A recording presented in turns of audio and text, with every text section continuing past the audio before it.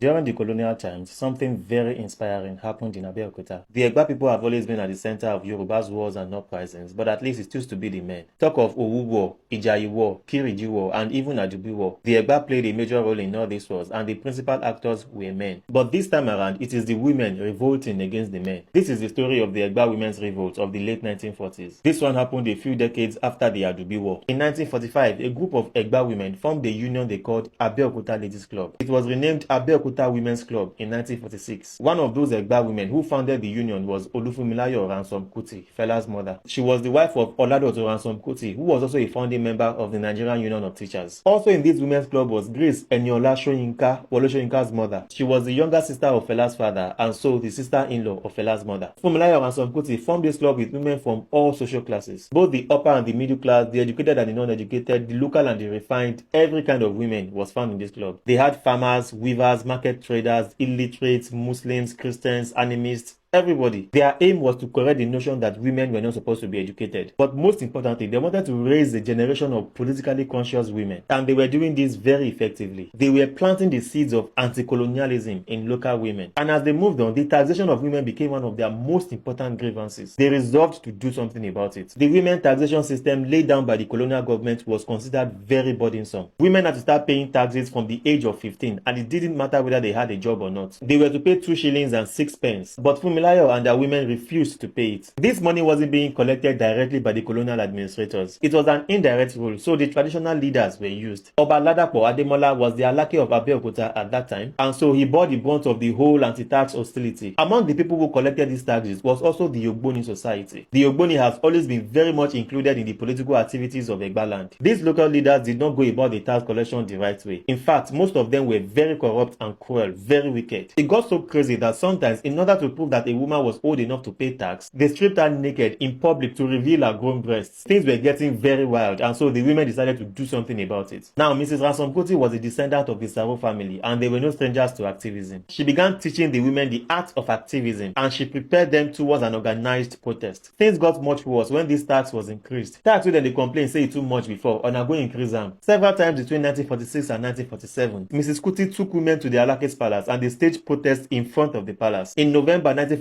they intensified the protest. 10,000 women staged a sit-down protest in front of the Alake's palace. The crisis was no longer about tax again. It was now about colonial rule in general. The women wanted an end to colonial rule. Several of them were arrested, including Mrs. Kuti, but they hired lawyers to defend them in court. The women argued that if women must pay tax, then women must also be represented in the government. No taxation without representation. If they must be taxed, then they too must be included in the native governing authorities. They also demanded that they must see what the taxes were being used for. Women were paying taxes, and yet women were not being educated. Funmilayo's fluent command of English and Yoruba made it easy for the women to articulate their grievances. The colonial government tagged it Women's Revolt in order to undermine what the revolt was all about, in order to make it look like there were some unserious, noise-making market women just disturbing the whole vicinity. But that was not the case. These women were very organized. They were taught how to protest very strategically. They were taught how to avoid tear gas poisoning, and were even taught how to pick up the gas canisters and throw it back at the police. They were being led by highly educated women, so what do you expect? The Ogbonis called them Agbeinto, a very derogatory word. They were told to go and mind their kitchens and feed their children, and this was when the unimaginable happened. Oro used to be something that men do and women run away from. In Yoruba land, we say, Awo egungun lobìnrin lè ṣe,